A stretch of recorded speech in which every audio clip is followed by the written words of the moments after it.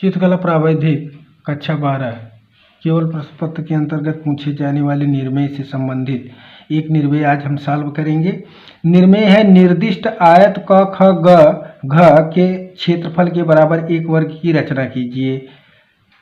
जैसा कि निर्मेय में पूछा गया है कि एक आयत क ख ग घ है, उसी के क्षेत्रफल के बराबर एक वर्ग की रचना करनी है। आयत की भुजाएं नहीं दी गई हैं, तो हम अपनी इच्छा से एक आयत सबसे पहले बना लेंगे। जैसा कि हमें विदित है कि आयत की आमने सामने की भुजाएं बराबर होती हैं, तो सबसे पहले हम आधार रेखा खींचेंगे। मान लीजिए हमने 8 सेंटीमीटर की एक आधार रेखा खींच ली। इस आधार रेखा को हमने क ख नाम दे दिया, क ख।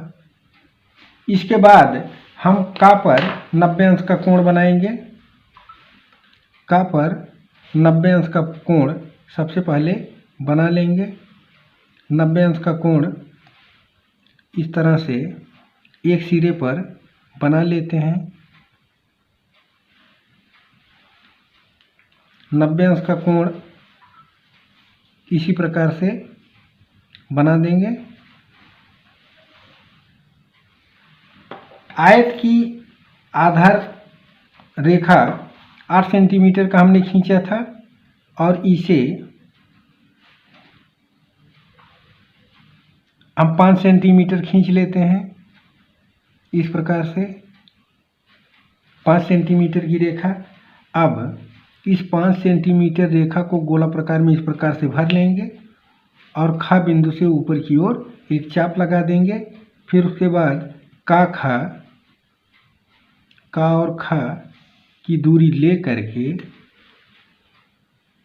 ऊपर से इस प्रकार से चाप लगा देंगे, तो हमको चारों बिंदु और चारों भुजाएं प्राप्त हो जाएंगी।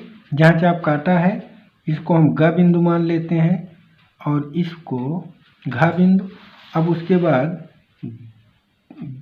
ख और ग को मिला देंगे।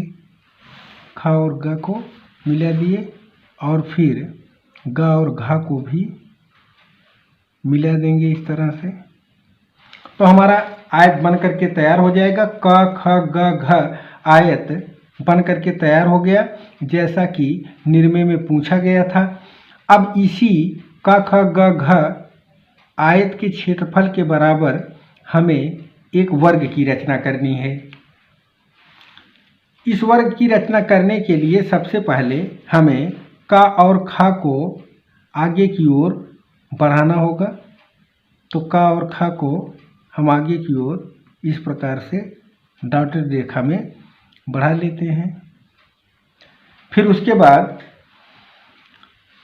ख और ग की दूरी ले करके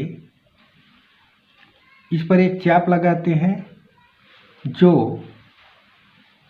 चा पर काटता है। इसके बाद चा और का लंबार्धक करते हैं।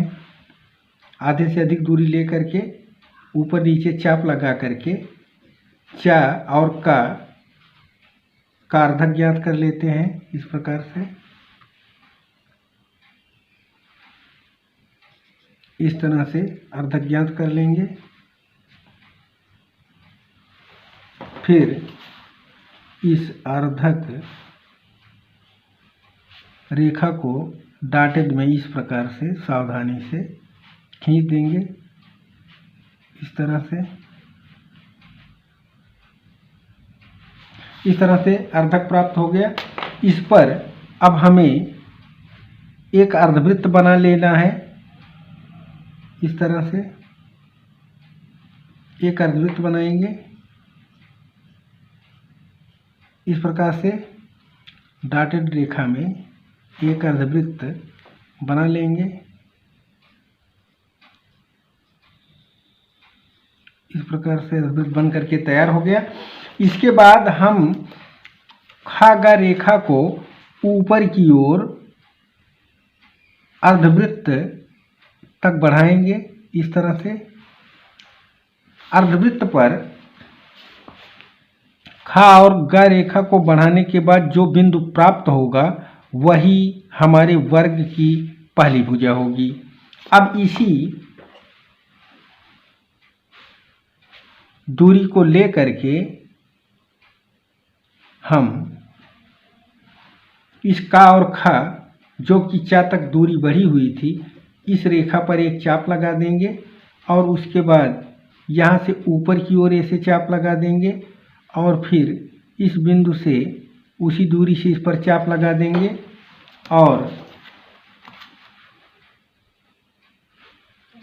सभी को आपस में इस प्रकार से मिला देंगे। इस तरह से मिला देंगे। इस प्रकार से मिला देते हैं तो हमारा क ख ग घ आयत के क्षेत्रफल के बराबर वर्ग बनकर के तैयार हो जाता है।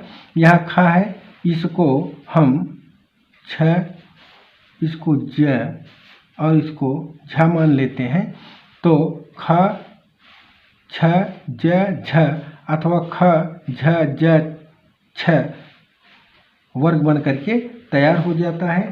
तो इस तरह से हम किसी भी निर्दिष्ट आयत के बराबर एक वर्ग की रचना सहजता से कर सकते हैं। आज के वीडियो में इतना ही, मिलते हैं अगले वीडियो में। तब तक के लिए धन्यवाद। जय हिंद, जय भारत।